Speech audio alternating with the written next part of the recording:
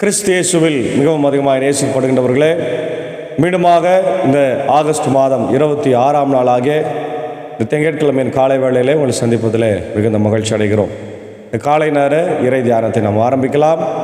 நமது ஆரம்பம் பிதா குமாரன் பரிசுத்த ஆவியின் நாமத்தில் உள்ளது. ஆமேன். ஜெபிப்போம். மகா இரக்கமும் கிருபை நிறைந்த நல்லாண்டவரே, எங்கள் ராஜாதி ராஜாவே, கர்த்தாதி கர்த்தா, ஆசீர்வதிக்கப்பட்ட மனமகிழ்வான இறைவா, காலை வேளைக்காய் நன்றி செலுத்துகிறோம். கடந்த போன இரவில் எங்களோடு கூட இருந்து எங்களுக்கு நல்ல இளைப்பாறுதலை தந்து ஜீவனை தந்திருக்கிறீர். ஆண்டவரே, இந்த காலை வேளையிலே எழுப்பி இதோ இந்த விடுமுறை நாளை காணும்படியாய் கர்த்தர் கொடுத்த கிருபைக்காய் ஸ்தோத்திரம். இந்த நாளின் பணிகள் பயணங்களை கர்த்தர் ஆசீர்வதியும். குறிப்பாக இந்த நாளின் இறைச்செய்தி பாடல் வேளை ஜெப வேளைக்காய் ஜெபிக்கும் கர்த்தர் தாமே எங்களோடு இடைப்படும். நீர் பேசுராஜா, நாங்கள் கேட்கிறோம். இதை கேட்கிற எல்லாருடைய ஆண்டவரே உள்ளத்தையும் ஆண்டவர் இல்லத்தையும் ஆசீர்வதிக்கும்படியாக ஜெபிக்கும். புதிய மகிமை ஒருவருக்கே செலுத்து இயேசுவின் மூலம் ஜெபிக்கிற நல்ல பிதாவே, ஆமேன். காலை வேளையில் நான் 340வது பாடலாகிய என்னை ஜீவ பலியாய் ஒப்புவித்தேன் ஏற்றுக்கொள்ளும் இயேசுவே என்ற பாடலை நாம் சேர்ந்து பாடும் சாரோடு.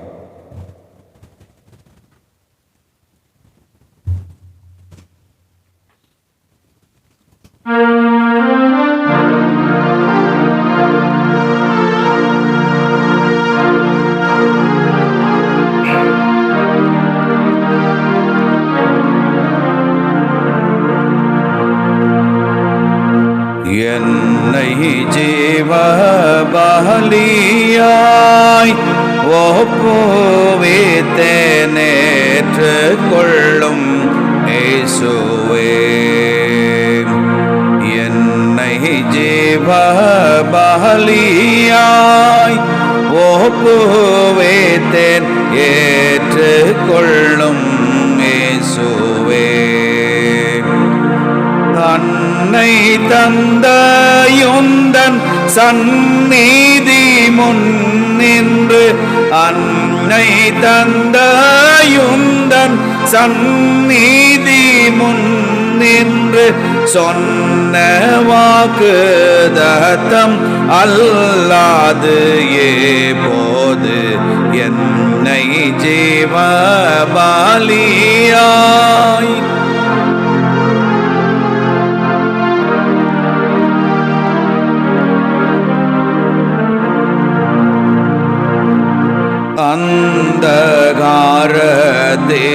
அந்தகாரத்தினின்றோம் பாவப்பேய் அடிமை தனத்தினின்றோம்,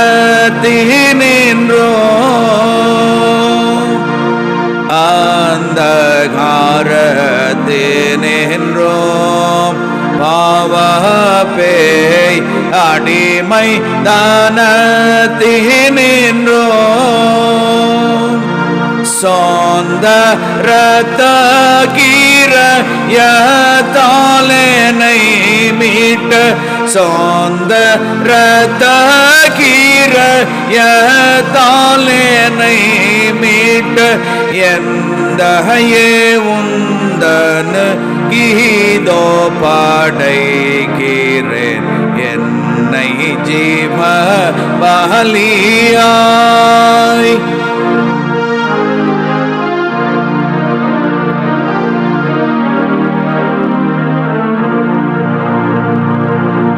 ஆத்ம சரீரமதை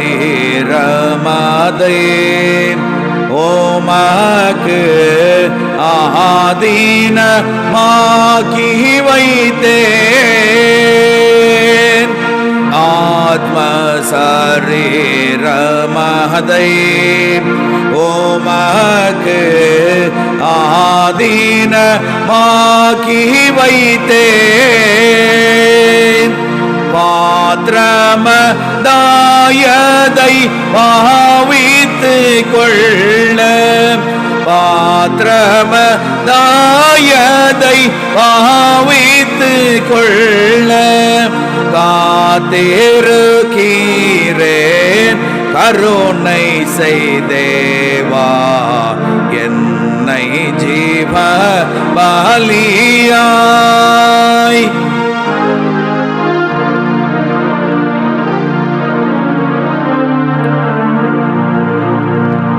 நீதியோ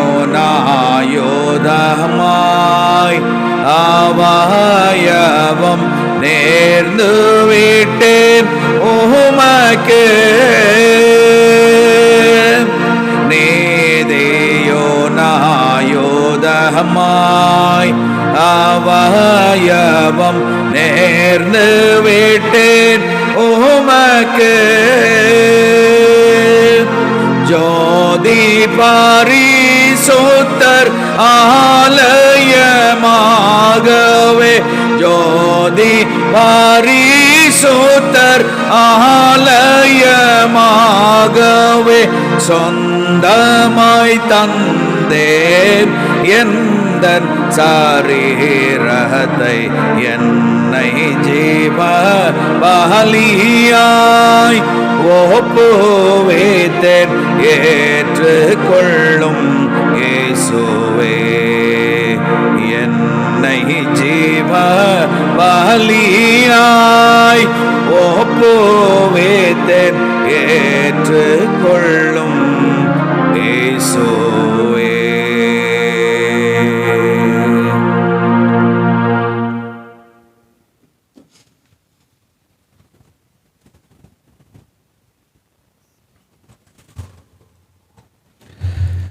இயேசு கிறிஸ்துவில் மிகவும் அதிகமாக நேசிக்கப்படுகின்றவர்களே, மீண்டுமாக உங்கள் யாவரையும் இறைமைந்தன் இயேசுவின் திருப்பெயராலே இந்த காலை வேளையிலே அன்போடு வாழ்த்தி வரவேற்கின்றோம்.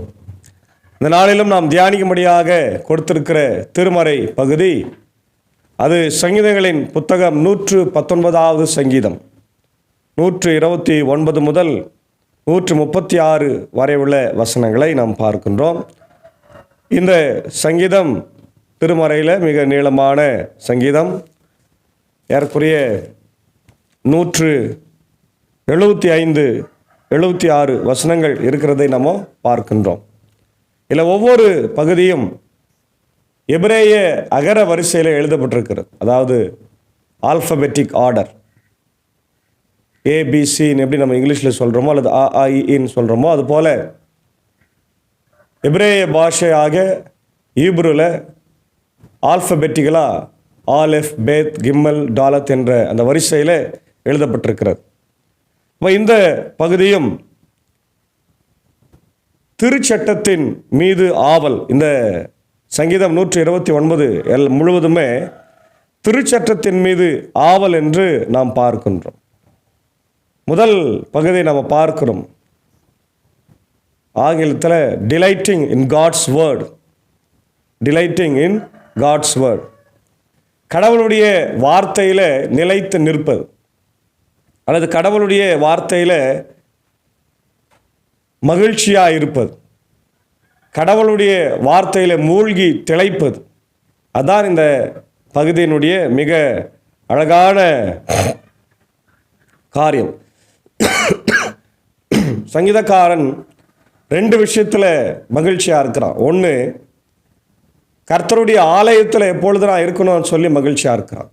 2வது, கர்த்தருடைய வார்த்தையிலே நான் இருக்கணும் அப்படின்னு சொல்லி மகிழ்ச்சியாக. ரெண்டுமே கடவுளை சார்ந்து இருக்கின்ற நிகழ்வுகள். அதை தான் இந்த சங்கீதத்தில் நாம் புரிந்து கொள்ள முடிகிறது. அப்போது முதல் பகுதி 129 131 நம்ம பார்க்குறோம். மார்வலிங் அட் காட்ஸ் வேர்ட், கடவுளுடைய திரு சட்டத்தின் மேலே அவன் அலாதியான பிரியத்தை வைத்திருக்கிறான் இல்லையா. The psalmist wonder at the complexity and beauty of God's laws, கடவுளுடைய நியாயப்பிரமாணம், கடவுளுடைய இந்த அழகான வார்த்தைகள் மேலே அவர் அன்பு கொண்டிருக்கின்றார் இல்லை. The importance of the scripture, approaching scripture with the reverence, கடவுளுடைய வார்த்தையை மரியாதையோடு அவன் அணுகுகிறதை இந்த பகுதியில் நம்ம பார்க்கிறோம். ஒழுங்குமுறைகள் வியப்புக்குரியவை, ஆகவே நான் அவற்றை கடைபிடித்து வருகின்றேன். ரொம்ப அழகாக சொல்கிறான் பாரு. உம்முடைய ஒழுங்குமுறைகள் வியப்புக்குரியவை, நான் அதை கடைபிடித்து வருகிறேன் இல்லையா. அது ஒழுங்காக இருக்குது. கடவுளுடைய வார்த்தை ஒழுங்காகவும் கிரமமாகவும் இருக்கிறது. அதை நாம் கடைபிடித்து வர வேண்டும் என்று சங்கீதக்காரன் ஒரு அழைப்பை கொடுக்கிறார். ஏன்னா இன்னைக்கு உலகத்தில் எதுவுமே ஒழுங்காக இல்லை. கடவுள் படைக்கும் போது இந்த உலகம் ஒழுங்கற்று இருந்தது என்று வேதம் சொல்லுகிறது இல்லையா? ஒழுங்கின்மையும் வெறுமையுமாக இருந்தது. இப்போ கடவுள் அதை ஒழுங்குபடுத்துகிறார், அதை சரி செய்கிறார் இல்லையா? இப்போ வீடு கூட அழுக்கா குப்பையா இருந்துச்சுன்னா, யாராவது விருந்தாளிகள் வருகிறார்கள் என்று சொன்னால் நாம் உடனடியாக கூட்டி பெருக்கி துடைத்து சுத்தம் செய்து அழகாய் மாற்றுவோம். அதுபோல கடவுள் இந்த உலகத்தை அழகாக்கினார். ஆமென், அல்லேலூயா.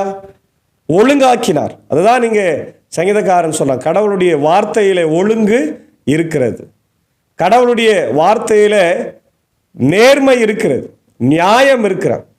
அந்த கடவுளுடைய வார்த்தையை நாம் அதிகமாய் நேசிக்க வேண்டும், அதிகமாய் வாசிக்க வேண்டும், அதிகமாய் படிக்க வேண்டும் இல்லையா? அதுதான் கடவுளுடைய வார்த்தையாய் இருக்கிறது. அதை சொல்றாரு, அது வியப்புக்குரியதா இருக்கு. அதை பார்க்கும்போது ரொம்ப ஆச்சரியமா, உண்மைதான்.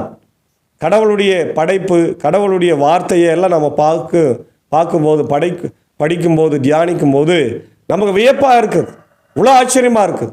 ஆனால் அதை நாம் கடைபிடிக்கும் போது அது உண்மையாகவே ஆசீர்வாதமாக இருக்கிறது என்று சங்கீதக்காரன் இந்த பகுதியில் சொல்லுகிறான்.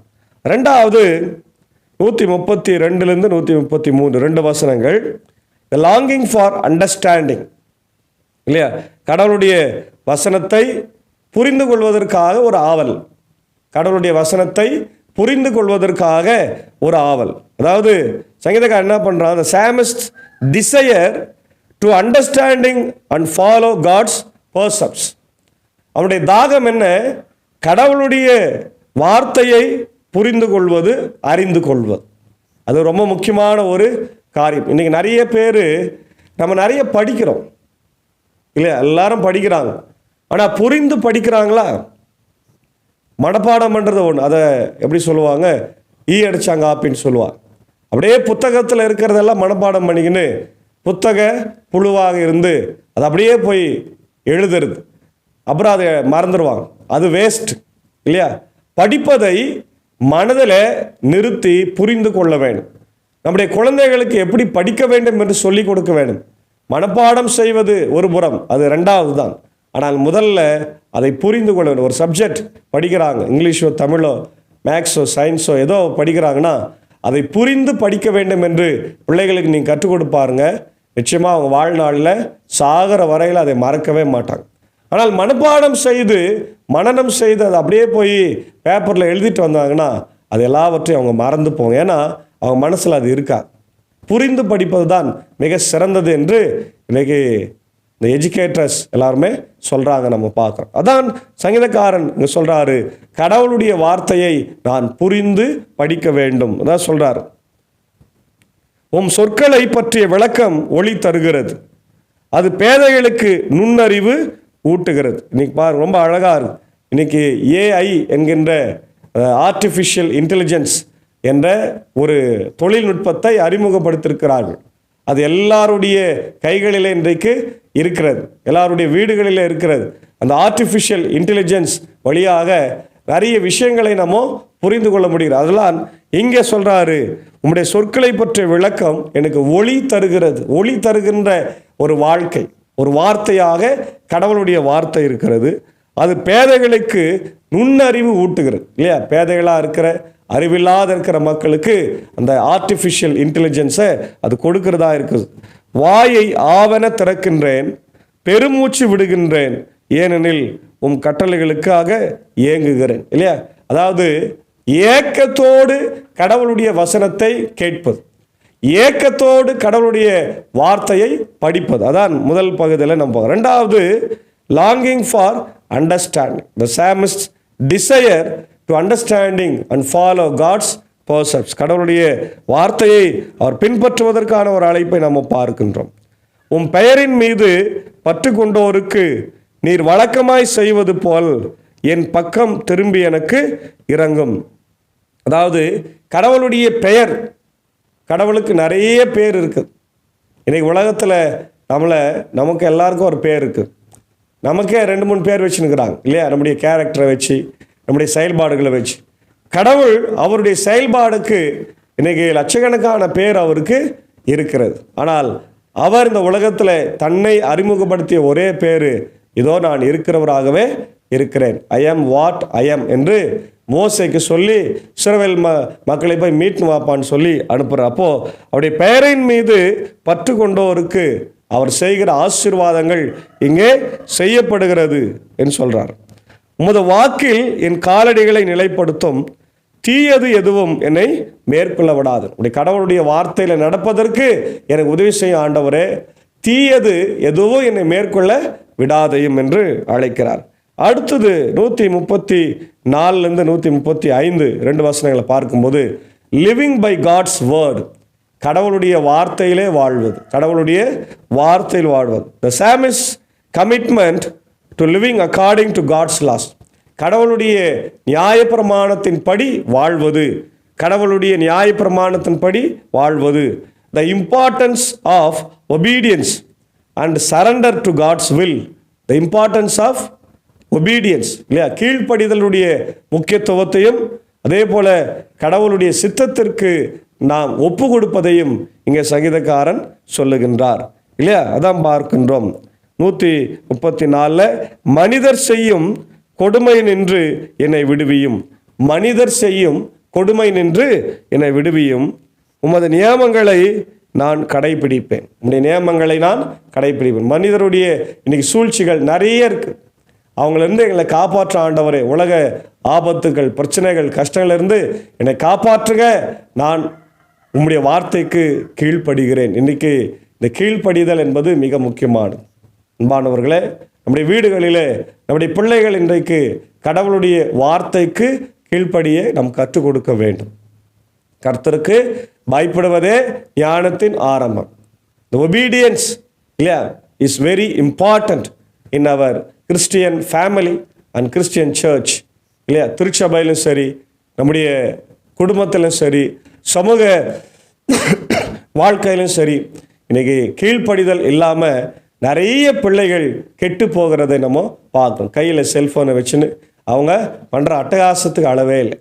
பெற்றோர்களுக்கும் கீழ்ப்படுறதில்லை, ஆசிரியர்களுக்கும் கீழ்ப்படியதில்லை, திருச்சபையில் ஆயருக்கும் அல்லது பைபிள் டீச்சர்ஸ்க்கும் கீழ்ப்படியாமல் அவங்க வளர்றதுனால இன்றைக்கி வாலிப பிள்ளைகளும் குழந்தைகளும் நிறைய பேர் தவறான பாதையில் போகிற ஒரு சூழ்நிலை ஏற்படுது. அதனால் இந்த ஒபீடியன்ஸை நாம் கற்றுக் கொடுக்க வேண்டும். ஆபிரகாம் பாருங்கள், கடவுளுக்கு கீழ்ப்படிந்தார், கர்த்தர் அவரை நீதிமானாய் எண்ணினார். அதனால் நம்முடைய வாழ்க்கையிலும் நாம் கீழ்ப்படிந்தால் கடவுள் நமக்கு பெரிய ஆசீர்வாதத்தை வைத்திருக்கிறார் என்று சொல்லி நம்முடைய பிள்ளைகளுக்கு நாம் கற்றுக்கொண்டோம். அடுத்து சொல்கிறாரு, உம் ஊழியன் மீது உமது முகவொளி வீச செய்யும், உமது விதிமுறைகளை எனக்கு கற்பித்தருளும். அதாவது இது ஒரு ஆசீர்வாதத்தை, பிளெஸ்ஸிங்கை குறிக்குது.